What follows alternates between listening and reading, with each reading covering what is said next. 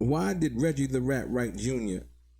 take Yasmin Fula's son, 2pac's god brother, Yaki Gaddafi, also known as Yafeu Fula, down to the police station the next day when he claimed that he knew nothing about the fight at the MGM until about 3 or 4 days later?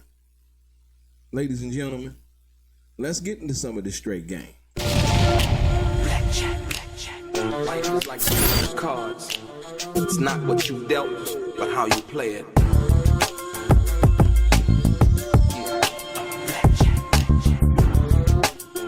Play each situation correctly. I remember they used to laugh at a brother.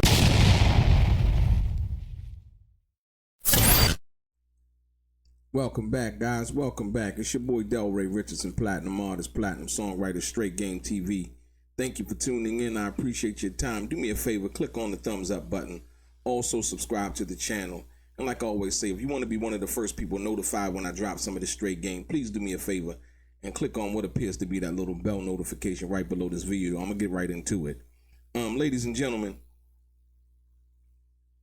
Reggie the Rat Wright Jr., man, I really don't understand. I can understand the frustration over the years with the Las Vegas Metropolitan Police Department. But when you take a closer look, if you guys remember, the reason why Yasmin Fula was mad at Reggie the Rat Wright Jr. was because he took her son down to the police station to talk to the Metropolitan Police without her permission. Reggie the Rat Wright Jr. was trying to cultivate a narrative, and I'm going to tell you why. So he claimed that he didn't know about the fight at the MGM till about 3 or 4 days later. That's been confirmed in the video that he did on Vlad, right? I don't need to play the video. Take my word for it. But the funny part about that is I'm going to show you how that's a lie. And I know it's a lie. He also told the investigators in the grand jury, right, that he basically knew on that night. But I'm going to show you another reason how I knew he knew. Check this out. You see this right here? This is the end of the statement that Yaki Gaddafi gave to the Las Vegas Metropolitan Police Department. If you look down on the bottom right here, right, it says, the following is the transcription of a tape-recorded interview conducted by Detective Brent Becker, P. 2838 LVMPD Homicide Section on 9/8/96 at 2:25 p.m. Ladies and gentlemen, this is the very next day after 2pac was shot that this specific statement was given by Yaki Gaddafi. But Reggie the Rat Wright Jr. took it upon himself to take Yaki Gaddafi down to the police station to make a statement. You can best believe that Yaki Gaddafi knew that 2pac was involved with a fight from that perspective, because Yaki Gaddafi was in the car with Frank Alexander, right behind 2pac and them, and he gave a statement. As a matter of fact, Yaki Gaddafi is the only person that I truly believe, other than Frank Alexander, but since Yaki was not driving, he could see a lot of things, right? So when Reggie the Rat Wright Jr. says, well, he wasn't told about the fight until 3 or 4 days later, this right here proves that that's a lie. Because he wants us to believe that 2pac didn't tell his brother when they were over at the Luxor after the fight what happened from that perspective when he asked Frank to drive the Outlaws, if you will, right? So in the next day, you got to understand, Reggie the Rat Wright Jr. telling Yaki Gaddafi to go down to the police station to give a statement. And the cold part about that was, check it out now. This is part of the statement. Answer, no. Did they say anything as they pulled up? No. What happened when they pulled up alongside your brother's car? They pulled up, started shooting. I seen a gun and I heard shots. Okay, where did you see the gun at? Out the window. Now, he only says one gun. He don't say I see the guns. Which window? Front or back? He said it's hard to tell. I believe it was the front though. The driver's window, right? Check it out now. And then they asked him about the gun.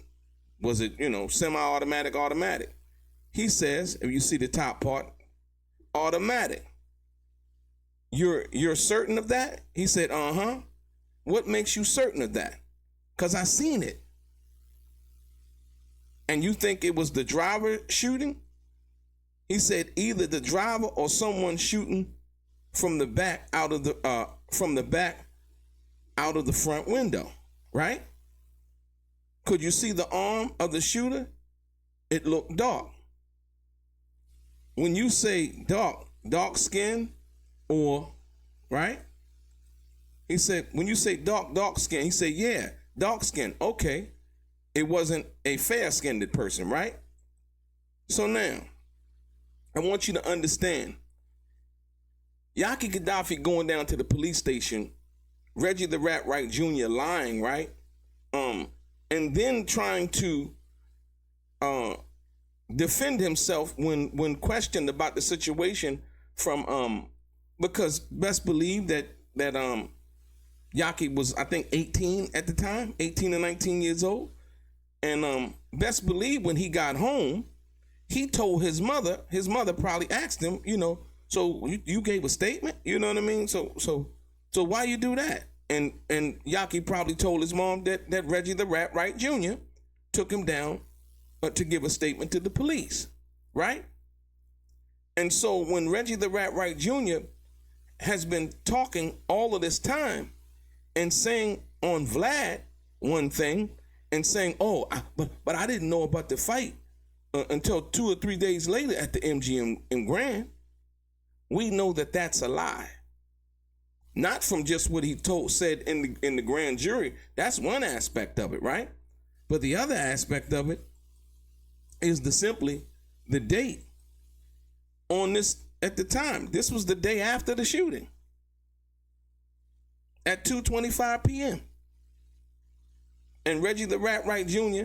has basically admitted to and said that this is the reason why Yasmin Fula was upset, because he took her son down to the police station without her permission. And then after that, he tried to buck and talk crazy about Yasmin, as if he wasn't wrong, right? But the bigger picture is that once again, Reggie the Rat Wright Jr. has been caught in another lie. And so when we talk about the situation with Yaki, right? Look, let me go deeper into it. He said, He said, they asked, could you tell which arm it was? Left or right? He said, no.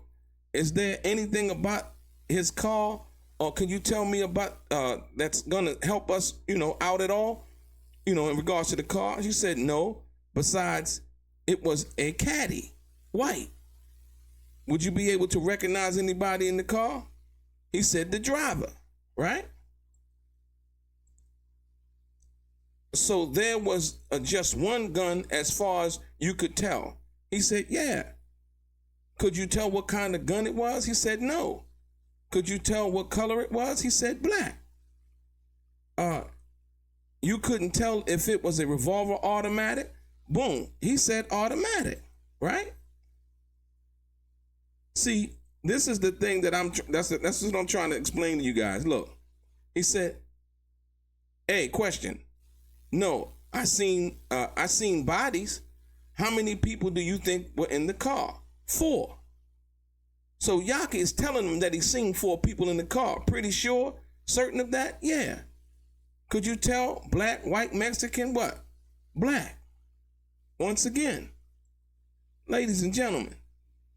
Now, what Keffe D said, you go back to what Keffe D said in regards to who was in the car, how many people were in the car from that perspective, right? It is consistent with what Yaki is saying. He's driving with Frank. I believe he was sitting in the front seat of the black Lexus that Frank was driving, which was Kadada's car, right? Kadada Jones, Quincy Jones' daughter. And so he's seen from where he was sitting, right? How many people were in the car? The gun come out the car, what kind of gun it was, what color the gun was, the driver, what kind of hat the driver had on. He's seen all of these things. This is consistent with Keffe D's story. See, this is the reason why, most people, and this is a statement that was given. Most people don't really understand how this is going to play out. But the Reggie the Rat Wright Jr. situation and him lying so much about so many things, Reggie the Rat Wright Jr. is going to have to answer to the inconsistencies in his story when he gets to court, because you best believe Keffe D's lawyer is going to be able to say, hey, you know what?